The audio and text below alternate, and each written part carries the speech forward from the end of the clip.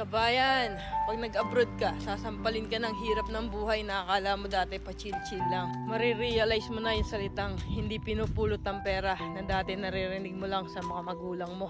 Marirealize mo na wala kang dapat pagkatiwalaan dito, kundi sarili mo. Marirealize mo na ang 5 oras na tulog ay sapat na para may paglaban ng isang araw na pagtatrabaho. At matututo kang pahalaga ng bawat sentimong sinasahod mo. Matututo kang magtiis at magpasensya kahit minsan ikaw ang nasa tama. Matututo kang maging independent o mag-isa dahil wala ka namang aasahan dito kundi sarili mo lang. Matututo ka rin ditong lumaban kahit ayaw mo na at hindi mo na kaya pero wala ka pa rin choice. Wala kang choice kundi kayanin na lang.